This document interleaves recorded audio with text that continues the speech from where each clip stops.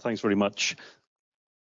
Yeah, when Tito asked me to join in this this event and do something for from the experience of Great Ormond Street, we've recently been through an implementation of Major EHR Epic, which went live in April of this year, and obviously I think as Damien has already covered, it involved a massive data migration effort.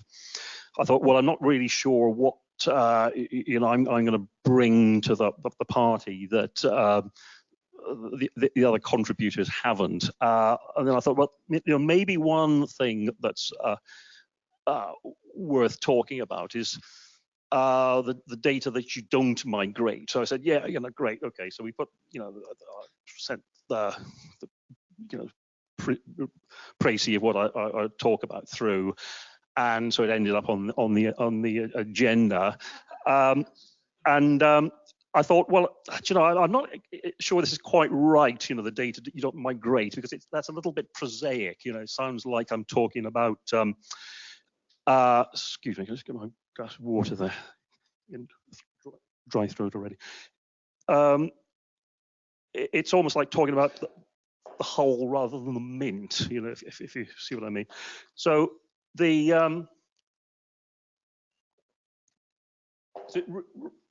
I suppose really what I want to talk about is making it more holistic, if you like, not so much about the mechanics and processes of data migration, but seeing it as almost like respecting your historical information inheritance as a whole. Now, WHOLE this time. Coming on last, I'm always last whenever I do any presentation, so I assumed I would be, and well, I've bumped up a bit, but still late in the day. The problem is, of course, you end up worrying, is everything that you're going to say already being covered by the people who've been on before? Worst of all, is it something you are going to say that somebody who knows an awful lot more about it than you is going to contradict? So having sat through the presentations, which were excellent, I must say, there's no real new fact that I'm going to bring up, I think it's fair to say, but possibly a little bit of a different perspective. But anyway, rather than going on about telling you what I'm going to tell you about, I'll tell you about it.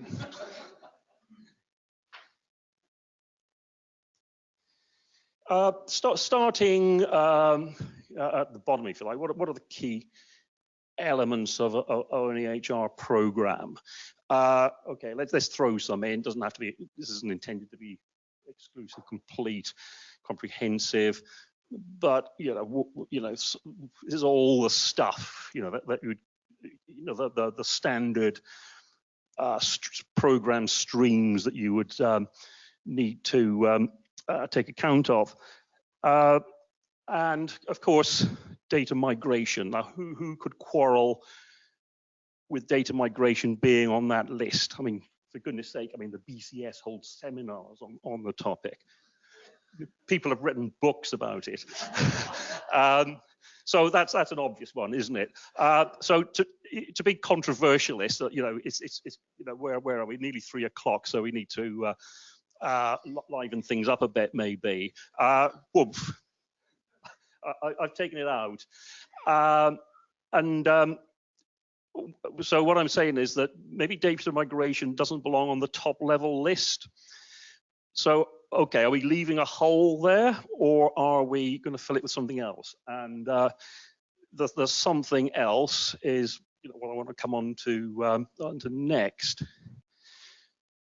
Just to diverge a little bit. We talk about legacy systems all the time.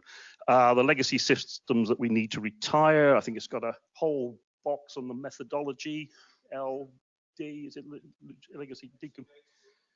Okay, but decommissioning, decommissioning of stuff. The stuff that.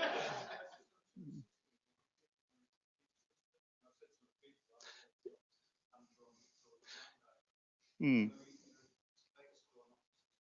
Yeah, and I think that, is big S, small s, something we did discover actually at Gosh was that what you mean by a system doesn't necessarily mean it's something that comes from a particular supplier with a label and it's a coherent front end, back end. A lot of systems are actually things like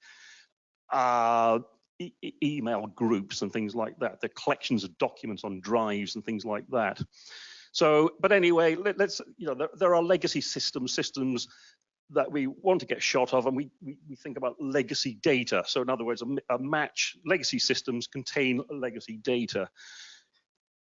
I'd like to just change that terminology a bit, because legacy really means obsolete. It's the stuff that you really don't want to be using anymore.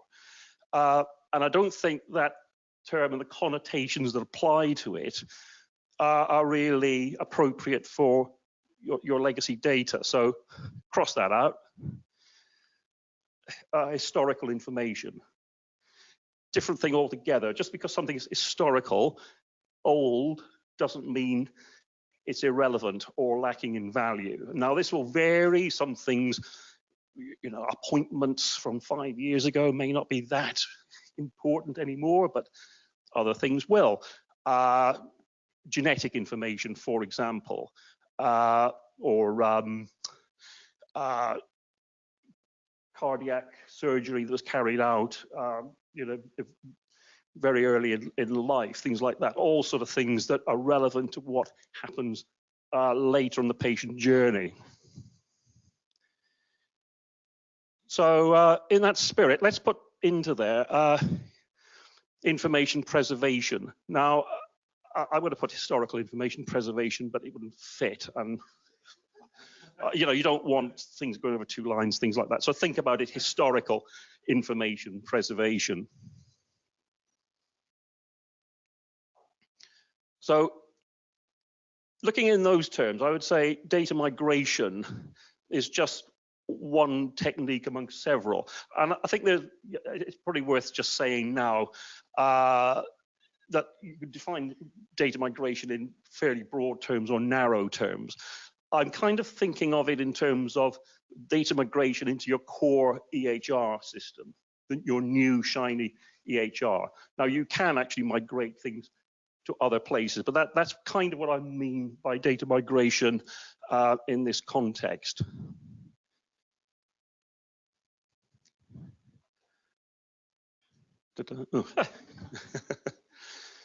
So just to remind ourselves, and I'll go quite quickly through this because actually we've been talking about this virtually the whole of the day. What are the challenges around data migration? There's the question of quality, the questions of completeness, the mismatch of data models, mismatch of validation rules, terminology.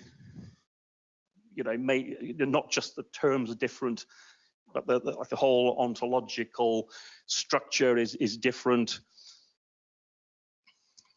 Access to and knowledge of source systems might be problematic. Will the supplier of, certainly if it's a managed service, you might not be able to get very easily at the data source, and you may have to go through all kinds of hoops to get over that. Requires specialist skills, and I think the message that's come out both from the supplier and the user community is you need to buy in people with the knowledge of how to do this, who've done it before. There is another one. Wait, oh, there wasn't. All of which means that it's expensive and time consuming to carry out. It's demanding of the time of subject matter experts who perhaps really ought to be doing other stuff. Certainly have plenty of demands upon their time. It has to run in a short period of time during go live. Now, of course, there are ways and means of collapsing that by doing more, bringing more things forward. And we talked about techniques for doing that, and Damien mentioned how we've taken a new approach at Great Ormond Street, which panned out very well. But whatever you're doing, data migration into your new system is going to create go live risks. At cutover, there are risks that you could end up having to delay your go live, which in most circumstances is going to be pretty catastrophic. It's not something you really want to happen at all.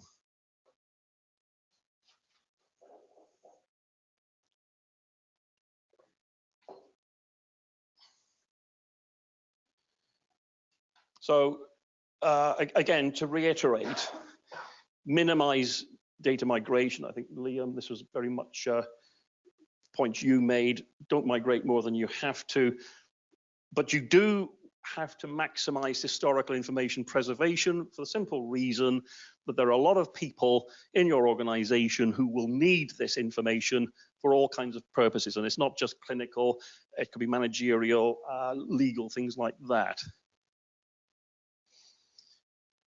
Right, does anybody know who that is? Don't say Dominic Cummings in a wig. One of your consultants? Oh, it could be.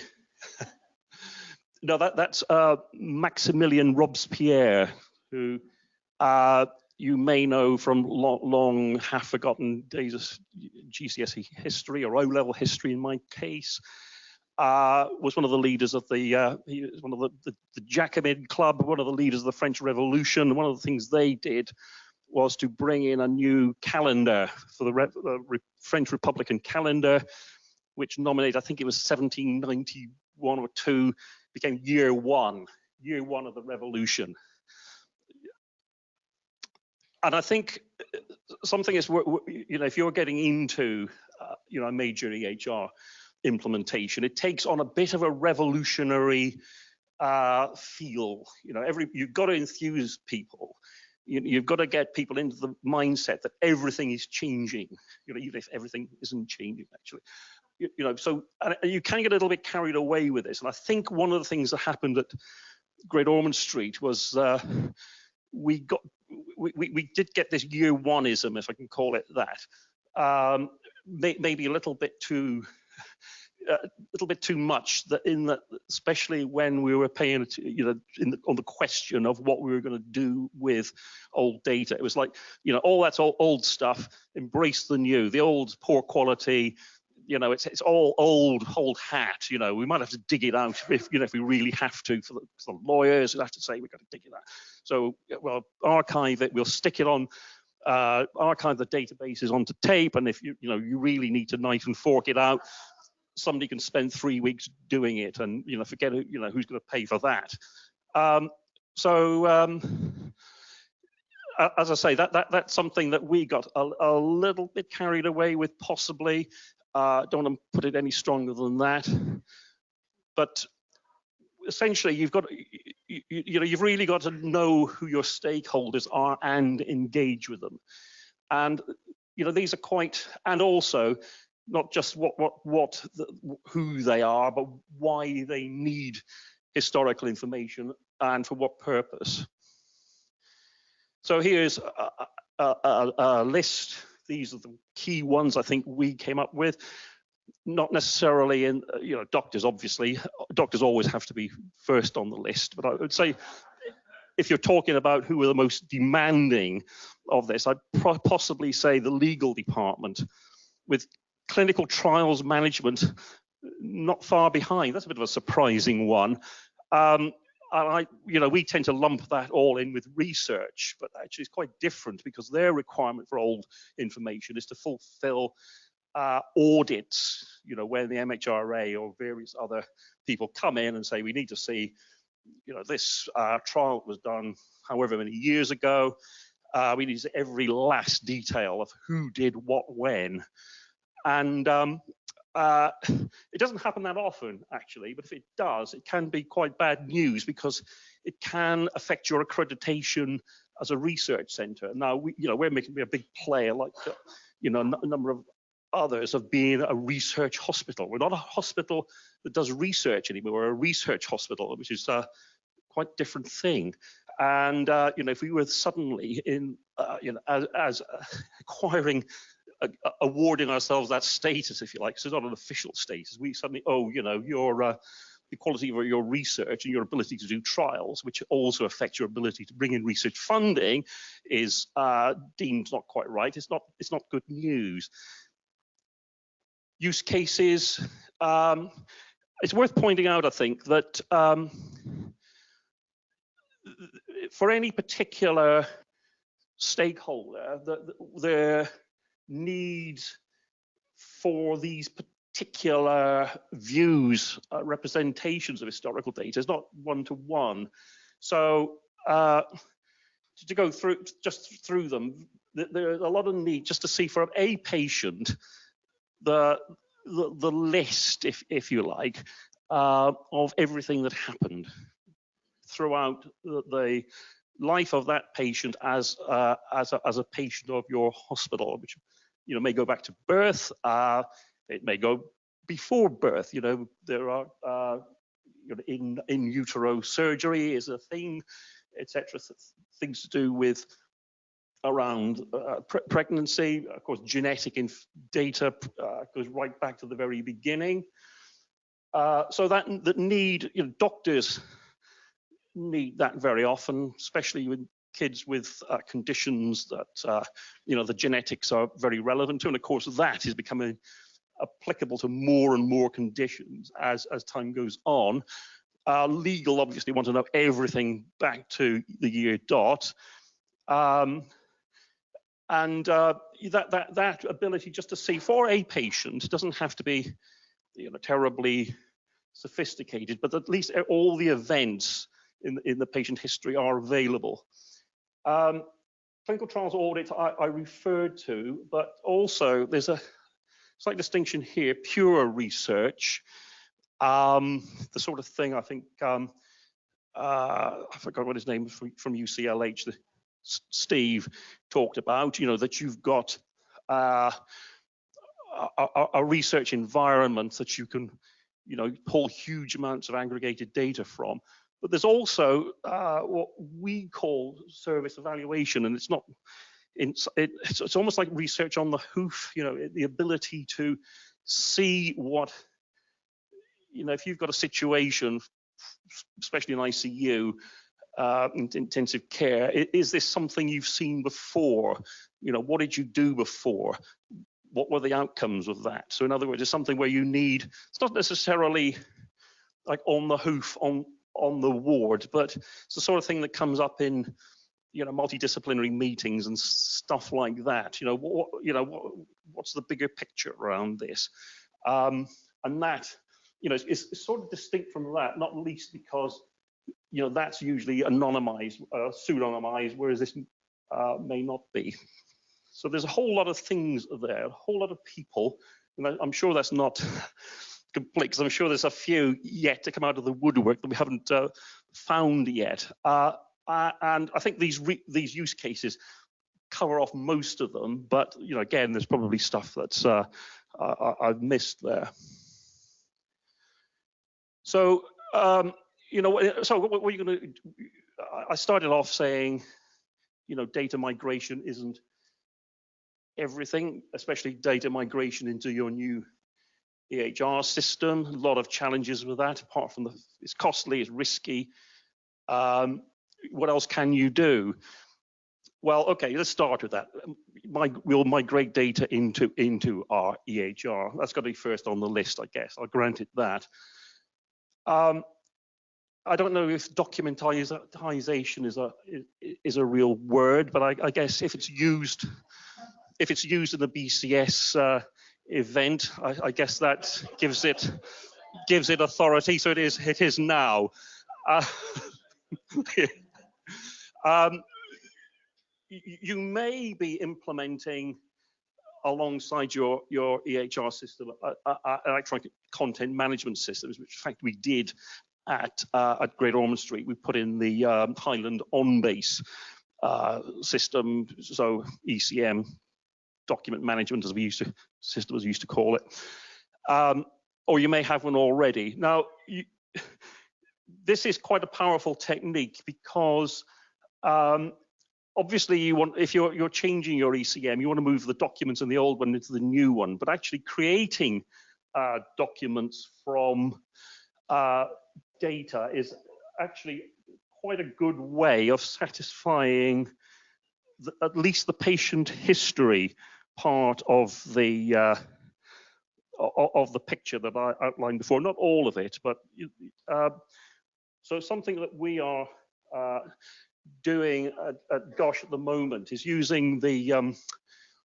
Blue Prism robotic automation tool that Damien, you referred to before, to generate the inbuilt reports, especially the reports that specifically apply to a single patient rather than aggregated reports, to generate those and to push them in, through various wheels into the enterprise content management system. Now, the benefit of that is, apart from the fact you're not creating these documents by diving into the database and pulling data out into through various sort of like ETL type stages, you're actually using the inbuilt functionality of the legacy system to produce artifacts that are actually quite familiar to users. So in other words, the same document representations that, for example, your legal team might be using is actually what you're extracting and putting somewhere else. Now, that has a big advantage of the term I've used is faithful representation. You're not changing the representation from how it originally appeared to users, but you're keeping it the same, which lawyers like. And for that matter, so do clinicians, because it's appearing in a familiar shape and form, same formatting, etc.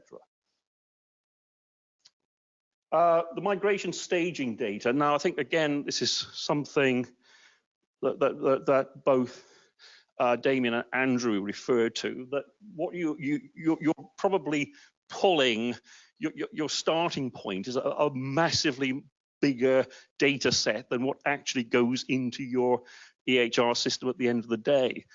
Now, what are you going to do with that? Well, actually, you can do quite a lot with it. So you could put some kind of front end over the top, and I know Stalis and Integris, have tools for doing this. So this is, yes, on your list. I'll take a swig of water here. 5 minutes, is that all right? Okay. Yeah. Heresy, keep the legacy system. We're supposed to be getting rid of it. But don't jump to the conclusion that that is actually the right thing to do, because, sometimes, and this doesn't apply in all cases, the supplier of the system might actually let you have a license to run the system read-only mode, very limited number of users, and still provide you with the upgrades, etc., like things like that. It's worth thinking about, worth asking the question, because sometimes it does turn out to be a better way, especially some of the niche things. It might just be useful to have it there, available to a small number of people, but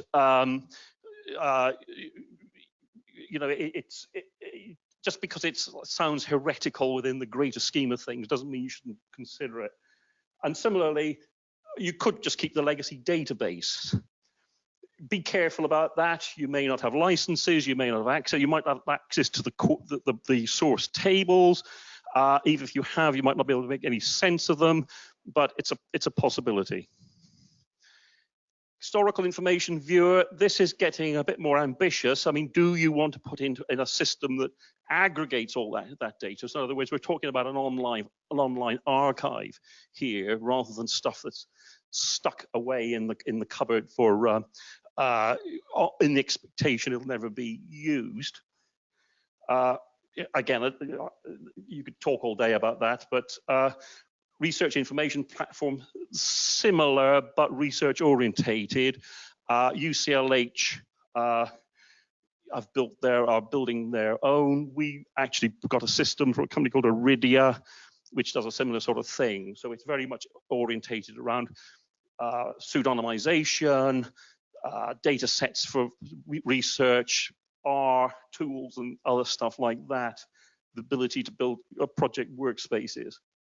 And maybe also as well, again, this could be a big topic for BI tools like Tableau, click view, things like that. I mean, they may be relevant. So to close off, really, coming back to Monsieur Robespierre. As I say, he started out, he brought in the revolutionary calendar. By the year 4, he'd had the chop. So again, respect the past, or the present may catch up with you. Thanks.